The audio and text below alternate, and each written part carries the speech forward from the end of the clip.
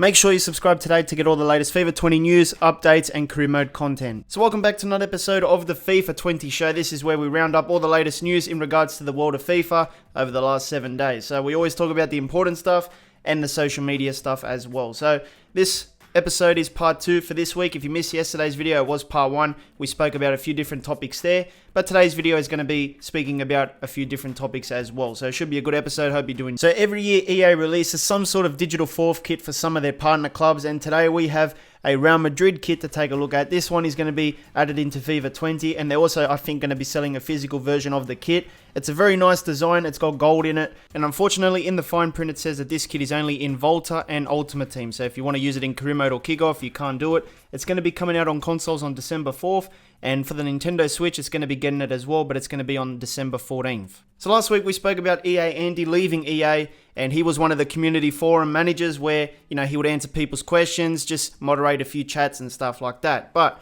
he's now left. He's been replaced by EA Roger, and that was confirmed last week as well. But it's only been a week, and poor EA Roger has got himself in trouble with the FIFA community already. So basically what he did was answer a question on the community forums. Someone wrote to him and said, "I'm guessing I won't get a response, but do you as an EA employee acknowledge and recognize that there is a serious server issue and delay with the game?" And I believe this response has since been deleted off the forums. I could be wrong, but I heard that they did get rid of it or something. But EA Roger has replied to this question, and he decided to say, "As an EA employee, I can tell you that connectivity in general is probably one of the aspects of the game that EA monitors the most. When there are issues like the ones you are describing, they would normally happen across the board, and when they're not happening to the majority of players, then these issues would be more likely to be tied to something outside of EA's control. I'm not saying our servers are perfect. Nobody has perfect servers. We have maintenances, our downtime, just like anyone else. When we do, we get flooded with contacts about the server issues here on Answers HQ, EA Help, Twitter, etc. Even us, the evil overlords of the video gaming industry, would react if there were major connectivity issues." So basically he says that when there's issues like server delay and all that kind of stuff, the things that we describe, he reckons that if it is in the game, it would affect 100% of the people. And because it doesn't affect 100% of the people, he reckons that anyway, it's out of EA's control, and it's basically maybe your own home internet being crap or something like that. And then he says at the bottom that FUT is the moneymaker, and EA would obviously react if there were major connectivity issues. So people don't like his response because they believe there's some sort of issue in the servers with the game. I do think there's something wrong as well, but EA is not going to admit it. This guy's an employee as well. He's a community manager. He's not really internal, you know, where he can change the codes and is in control of the development of the game, maintaining servers and all that. So what do you really want him to say anyway? He's always going to back up the company because he's going to get sacked if he says something else like, "Yeah, I believe there is server issues." But it took him a week, but EA Roger is already one of the enemies in the FIFA community. Better not to say anything instead of answering questions and then making yourself look like an enemy. So if all goes well, hopefully this week coming up, we should get the real faces from the promoted teams in the console version of FIFA. EA did say that the faces were coming in this week's squad update, which is coming out really soon, hopefully. I can't guarantee anything, you never know with EA. But in regards to the new faces, there was some sort of marketing behind it this week. The Premier League put out a tweet about a video of the players getting scanned, and then also Norwich put out something. We'll take a look at the important stuff, but let's take a look at the Premier League video first. It says 8 cameras, 360 degrees. See how Premier League players are brought to life in FIFA 20. Today we got our head scanned by EA Sports for FIFA 20.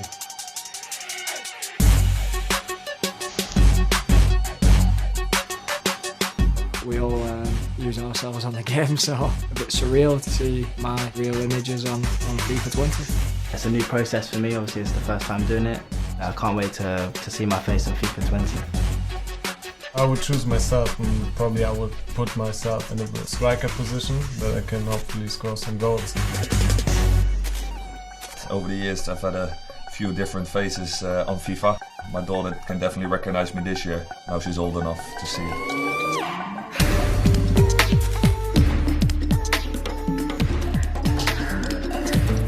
First time my game face is on there and someone actually looks like me, or feel even more special.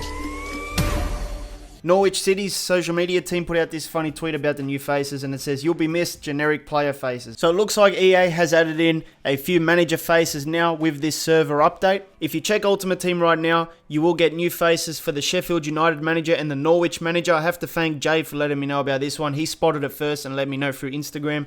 It looks like with the server update, they're going to bring in a few managers as well. And I checked this on career mode. The managers are not there. Even on the PC version, I don't see any real managers. So maybe I could be using a different mod or something that doesn't show them. But I'm pretty sure that there's no managers yet in career mode for the PC as well. But in Ultimate Team, it looks like they've done the squad updates. It looks like the real faces have made their way into Ultimate Team, but not on the career mode side of things with the consoles. In other updates, we have the 100 Thieves kit added into the game now. This is an esports organization. If you want their kit, it is available in the SBC right now. It costs about 3,000 coins. If you're a fan of Anthony Joshua, the boxer, you can get his kit in FIFA 20 now. It is available in Ultimate Team through the SBCs as well. This one costs about 3,000 coins as well. And this is basically a pretty cool kit. And if you're a fan of AJ, then it's going to be good to rep as well. And this week we have Team of the Week 11. It features 87 rated Mahrez, Higuain, Navas, De Vrij, a few other players as well, Kimmich, Modric, Son. There's a few good ones there, but the most important thing about this week's promos and Black Friday and stuff is the fact that they've got the best of the Team of the Week promo right now, where you can get Messi, Ronaldo, Mbappe, Hazard, De Bruyne, Lewandowski, Mane, Dybala, Mertens, Nainggolan, Ben Yedder, maybe some more players, I'm not sure, but these guys are all in packs as well. They've brought back like the top players from each week, and they've put them all in one thing. Now you can pack them if you're lucky enough. They also announced a special Serie A League SBC, and you can either pick from Tonali or Dalbert. This is like a player pick SBC, and it is a pretty expensive one. It costs about 343,000 coins, and basically that is because you have to exchange a lot of different players from different teams. So you've got like 20 challenges to complete from Inter, Milan, Sassuolo, Roma, Piemonte Calcio. Very, very expensive to make up players for these teams, you know, so it is a lot of money, a lot of coins. And then they also announced the Liga NOS League SBC player pick. You could pick from Nakajima or Battaglia, and this one costs about 223,000 according to Footbin, and that is because you have to exchange a couple of teams as well. There's 18 different teams you have to exchange here, so another costly one. If you want the players though, they are available as an SBC right now. EA also releases a new Bailey card, and it's a player moments SBC that you can do in the game. And the tweet was, we are still thinking about that cheeky backheel goal against Hoffenheim in 2018. So these player moments are based on real life stuff, what the players do in real life. This one is currently trading at about 157,000 to do the SBC, but if you got like spare players and stuff, obviously it becomes cheaper. They also released a new Cesc Fabregas flashback card celebrating his 2012/13 season. You have to exchange two teams. One is a squad featuring players from Spain and a squad from La Liga. Overall, it costs about 130,000 coins. There's also a new objectives card. This one is for Joshua King. It's a player moments card, and there's a few objectives here. The only way to get this guy is through the objectives. Looks like a good card. I do have the gold version of his card. He's a pretty good player, and I think this card will be very good as well. Now, if you weren't lucky enough to get a free copy and you still haven't bought FIFA 20, now could be a good time to buy with the Black Friday sales, because there are heavy discounts on the game. Once again, those people that paid full price, including myself, in September, suckers. So you can save up to almost half the price now with these discounts. It's always been like that, I guess. I don't know why I'm complaining. I should expect it by now. But yeah, basically, I think EA is offering 40% off on PC, on Origin or something. I have seen prices of 40 Australian dollars, sometimes 60 Australian dollars. It depends on where you buy, which stores. Amazon is probably cheap as well. I think online through the PSN store could be a little bit more expensive. I think Microsoft had it cheap as well, but I'm not 100% sure. But yeah, just shop around. Maybe you can get a good deal. And of course, with the career mode updates coming soon, you're going to have the sort of the complete package now with the faces and all that. So could be a good time to buy if you weren't lucky enough to get it for free and you still haven't picked up the game. Alright, so I decided to actually look up the prices because it might help some of you guys out. But just to give you a figure, FIFA 20 on the PSN store in Australia is selling for $63, which is probably like 40 something US, I'm not sure. Still very cheap. I paid about that much with the Amazon deal back in September. Also on Microsoft, you can get it for about $59.97. If you have gold, it's $49.97, so very cheap as well. And if you're looking to make the switch from the console to PC, maybe you want to try out the mods. If you've got a gaming PC, this could be a useful thing as well. Origin is selling it for $53.96, so it's going to be a bit cheaper in your country maybe, but yeah, that's a really good price. But the cheapest you can get the disc version on, in my country anyway, is on Amazon. I'm sure Amazon in the US is cheap as well. $35. They're essentially giving it out for free now. $35, Black Friday deal.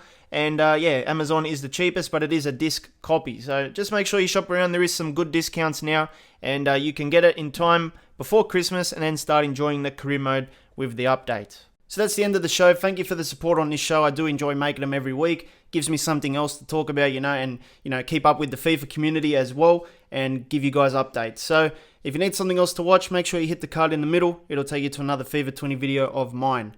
I'll see you next time.